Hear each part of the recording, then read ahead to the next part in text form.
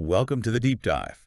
Today, we're getting into something pretty fundamental about finding work. Yeah, we're talking about job ads. Specifically, why relying only on job advertisements can be, well, surprisingly limiting. Right. Think of this as a way to get, well informed about how things really work out there. Even if you're not looking for a job right now, Mhm. it's just good background to have. Definitely. And we came across this great analogy in the sources. Imagine you're looking for one specific toy. It's in this huge, messy toy store, Okay. totally disorganized, and the only clue you have is this tiny little sign on the front door.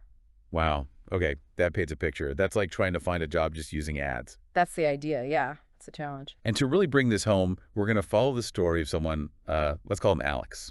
Alex started out like loads of people do, right? Exactly. Just scrolling through job sites, applying to everything that looked okay. Been there. But Alex's journey, it really shows what happens when you look beyond that. The lessons learned are pretty powerful. Yeah, definitely takeaways for everyone, I think. So our mission today really is to pull out those key insights Yeah.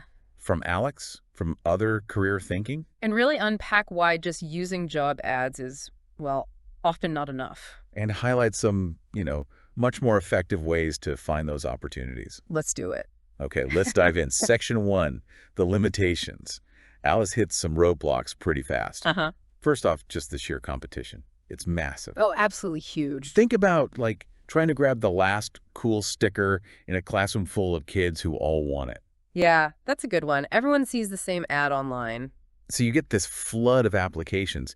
How does yours even get noticed? It's tough. Recruiters, they're swamped. They might only spend, seconds on each resume? Exactly. So if you're just one name in a pile of hundreds, Yeah. maybe thousands. Your odds aren't great based on that piece of paper alone. You, the listener, you need to think, how do I cut through that? Which brings us straight to the next big problem, the hidden job market. Ah, yes, the secret. Turns out a lot of jobs, maybe even most, get filled without ever being advertised publicly. Right. Through networks, connections, companies already know or who get recommended. It's like these secret clubs with great openings, but they don't exactly put up a sign saying, now hiring. And from the company side, it makes sense, doesn't it? Hiring someone known or recommended, it feels safer, faster. Less risk. Yeah. And these hidden roles, they can pop up from just chats, referrals, even internal moves that nobody outside hears about. Then there's the job descriptions themselves. Sometimes they're just not quite right. A bit misleading, maybe. Yeah, like the superhero versus the closet organizer analogy we found. Ah, I like that. The ad makes it sound like this world-changing role. But the day-to-day is actually pretty mundane. Organizing files, maybe. Has that ever happened to you, listening? You read the ad, get excited, then find out the reality is. It raises a big question, how can you really know if a job fits from just a short, probably quite polished description? One designed to attract everyone. Exactly. You miss the culture, the team, the real challenges. Okay, so ads have limits. What's the upside, then, of looking beyond them? Well, straight away, you open the door to finding those unadvertised jobs. That hidden market.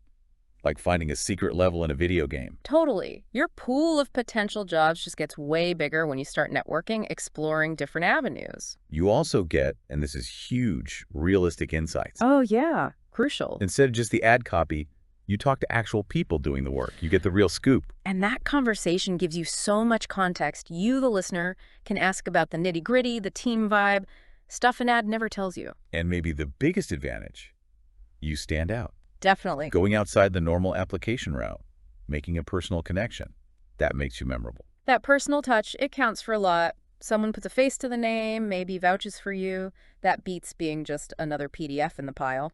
Okay, flip side. What are the risks if you only use job ads? Well, the big one is obvious. You miss out. On all those hidden jobs we just talked about. Yeah, potentially great fits that you just never even knew existed. It's like fishing in only one tiny corner of the lake. You could also waste a ton of time and energy applying for jobs that just aren't right for you. Right. Based on those potentially misleading descriptions, leads to disappointment. And let's be real, filling out online applications takes ages. It really does. Applying for unsuitable roles is just not a good use of time. And finally, it can be just plain discouraging. Oh, definitely. Sending resume after resume into the void and hearing nothing back. It really grinds you down. And the lack of feedback is the worst part. Often. You don't know why. Feels like a black hole. So for Alex, what were the first big lessons?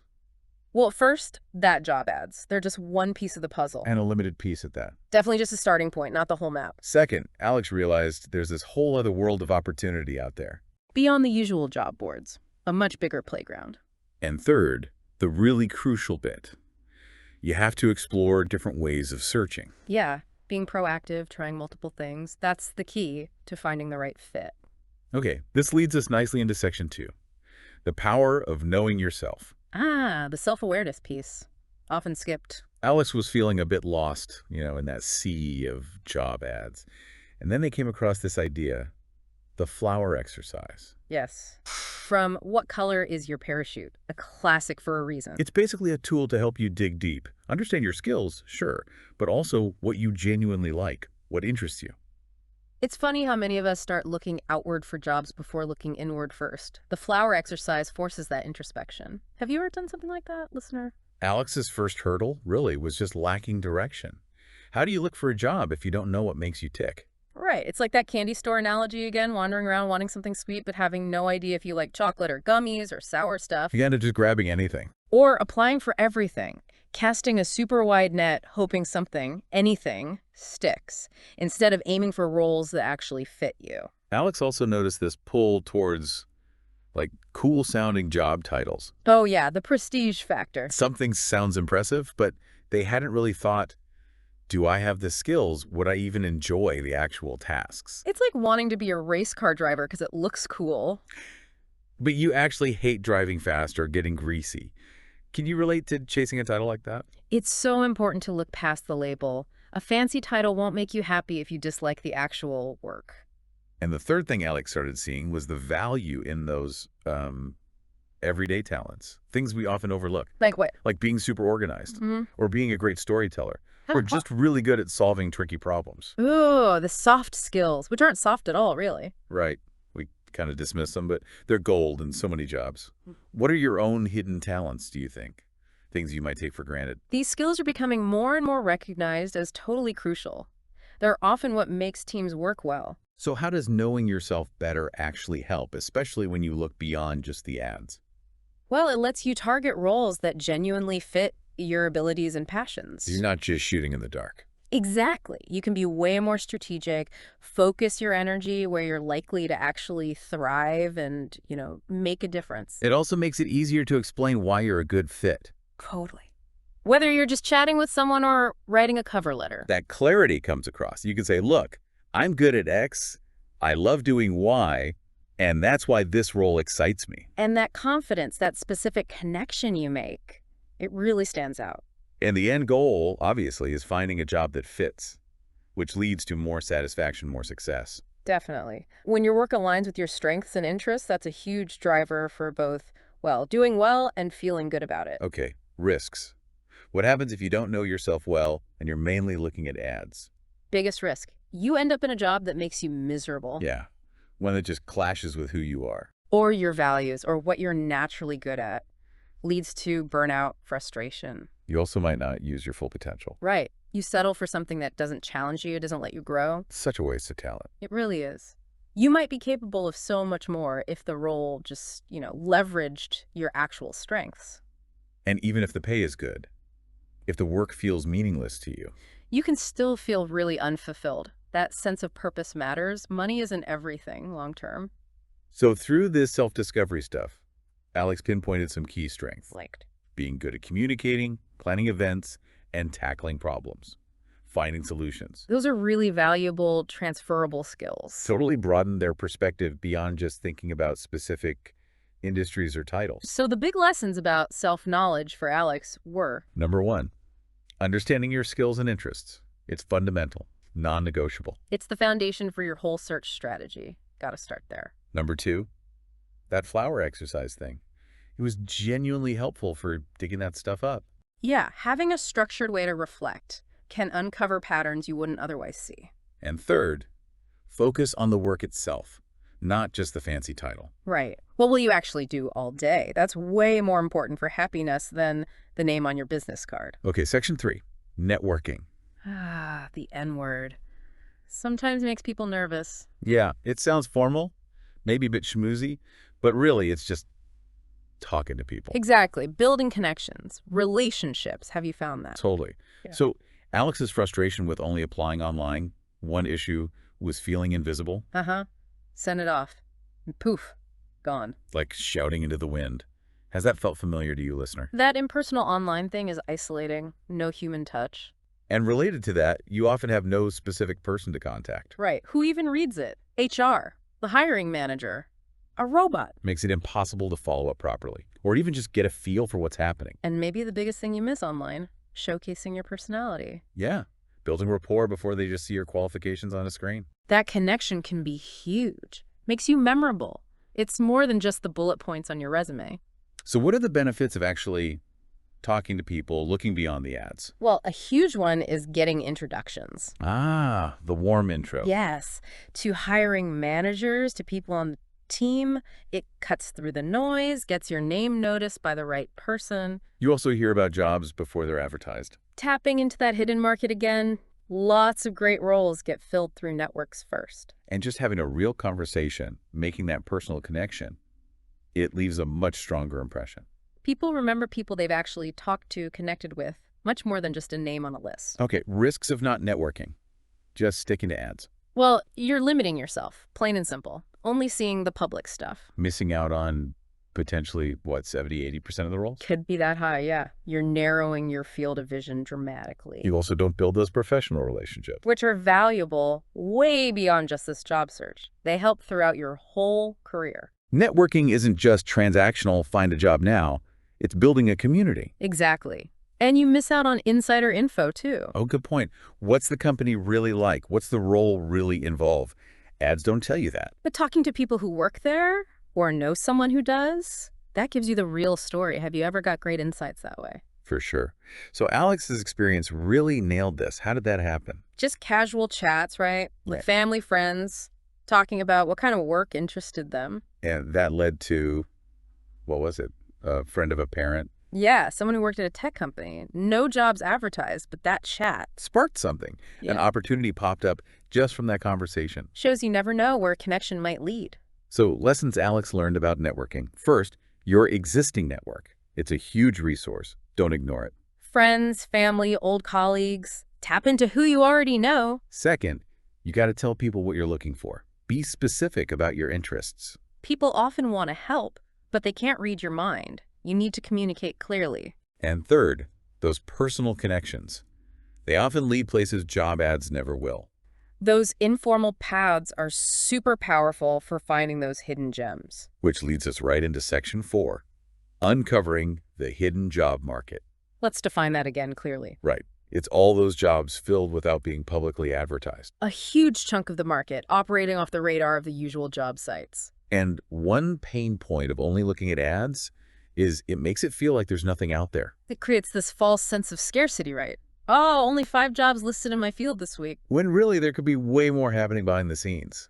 Have you ever felt limited by just the ads? Your whole perception gets skewed. The reality is often much bigger. You also might miss out on more senior or really specialized roles this way. Yeah, those often get filled differently. Internal hires, executive search firms, networks. Companies are often more discreet about filling those strategic positions, not blasting it on public boards. And don't forget smaller companies. Good point. They might not have the budget or need to advertise widely. But could still have amazing opportunities. They might rely more on word of mouth or direct approaches. So benefits of tapping into this hidden market. Less competition. That's a big one. Fewer people even know the job exists, so your odds are instantly better. You're not fighting against hundreds of others. You might also find really unique, non-traditional roles. Yeah, stuff that doesn't fit a standard job title. The hidden market can surface some really interesting niche opportunities. And sometimes, starting with a smaller project, maybe something informal you get through a connection. That can be your way in. Get your foot in the door, prove yourself, and it turns into something permanent. Those informal starts can be great stepping stones. Definitely. Valuable paths to long-term growth. Okay, risks of ignoring the hidden market. Just focusing on ads. You're missing a massive slice of the pie. Like we said, maybe 70–80% of jobs. You're just severely limiting your options. Which, in turn, probably makes your job search take longer. Stands to reason. If you're only looking in one small place, It's going to take more time to find the right thing. More frustration, potentially. And ultimately, you might just not find the best role for you. Your dream job might be one that was never advertised. Your perfect fit might be something you have to actively uncover through your network. And Alex's story showed this perfectly, didn't it? Yeah, that connection didn't lead to an application form. It led to an informal project, using those organizational skills they'd identified. And doing that project well, that's what led to the full-time offer. Classic hidden market success story. Real-world example of how it works. So, key lessons for Alex about the hidden market. First, a lot of jobs are never advertised. Period. You have to accept that. Gotta look beyond LinkedIn and Indeed. Essential. Second, networking and connections are the keys. That's how you unlock these roles. Relationships are the currency here. Build them, nurture them. And third, be open-minded. Yeah. Be willing to consider different kinds of opportunities. Maybe a project, maybe part-time to start. You don't know where it might lead. Flexibility is key. An open mind can reveal some unexpected, great paths. Which brings us to section 5, tailoring your applications. Right. Even for the jobs you do find advertised, sending the same generic thing just doesn't cut it. Why not? Why is that so ineffective? Ever wonder why you hit send and hear crickets? Because making a specific impression is everything now. Generic gets lost. So pain point 1, your application just vanishes into the crowd. Exactly. Recruiters are drowning in applications if yours doesn't immediately scream relevant based on their keywords. If it gets skipped, lost in the shuffle. Pain point 2, a generic application shows you haven't done your homework. Right. It doesn't show you're interested in this company, this role. Doesn't that seem obvious? Yeah, I feel like you're just carpet bombing applications out there. Doesn't signal real interest. And third, your standard resume might not even highlight the right skills. The ones they actually mentioned in the ad. Exactly. You might have the skills, but if you don't frame them in the context of their needs... Your impact is lost. They might not even see them. So, benefits of tailoring. Taking that extra time. It shows genuine interest. You're saying, I read your ad, I researched your company, I care about this specific opportunity. Shows initiative. Shows you're not just going through the motions. And by tailoring, you can specifically highlight the skills and experiences they asked for. You're basically answering their unspoken question. Why should we hire you? Exactly. You're connecting the dots for them, showing how you solve their problems. And that makes a much stronger, more memorable impression. Increases your interview chances, surely. Massively. You make it easy for them to see you as a potential fit.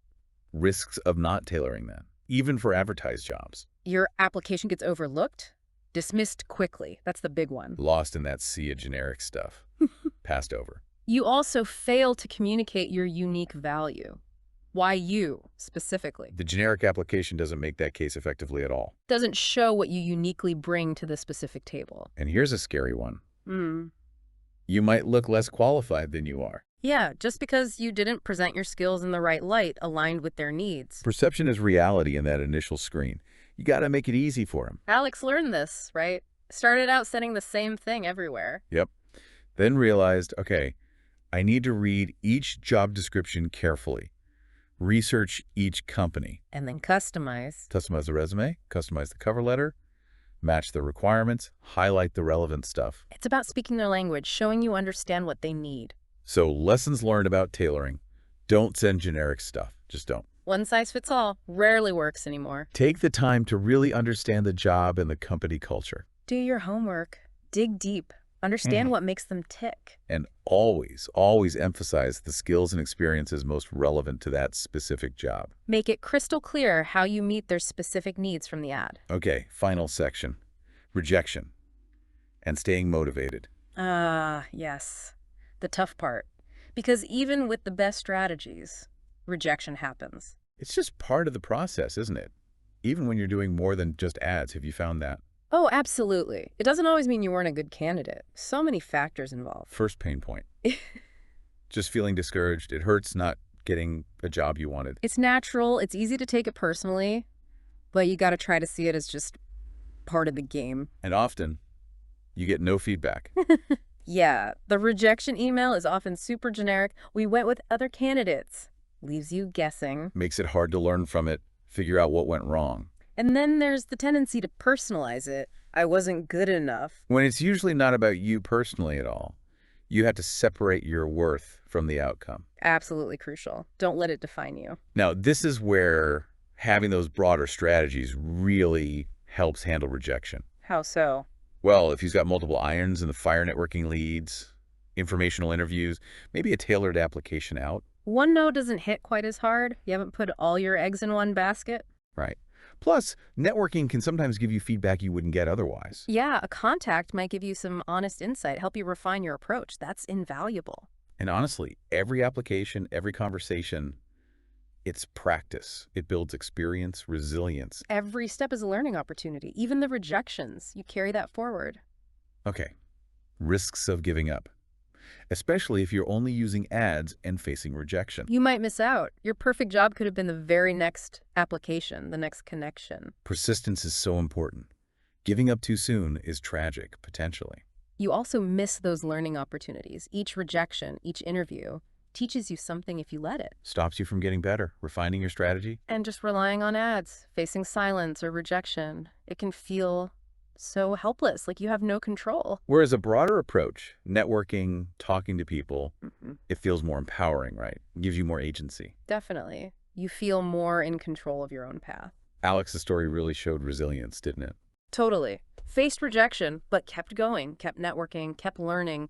Adapted their approach. Yeah.